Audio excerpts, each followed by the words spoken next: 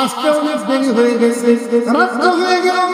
আমার বাবা কোনো কিছু না খাইয়া আমি ছেলের জন্য অপেক্ষা করিয়া, আমি সন্তানের জন্য অপেক্ষা করিয়া আমার মা বাবা ঘুমের ধরে ঘুমাইয়া গেছে। আমি রাত্রিতে বাড়িতে এসে সর্বগুলো দুধ দহন করিয়া এই দুধের পাত্রগুলো লইয়া আমি মা বাবার মুখের সঙ্গে দাঁড়িয়ে রয়েছি। তখন মা বাবার ঘুম ভাঙবে রে, কবে ঘুম ভাঙবে, কবে মা বাবা করতে উঠবে, আমি কইগুলো পান করাইয়া তারপরে আমার সন্তানকে পান করাবো।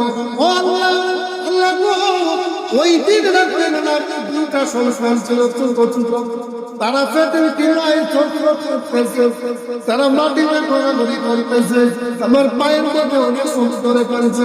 আপনার আর সহ্য হইতেছে না।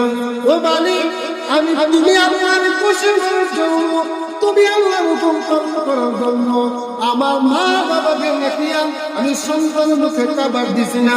ওই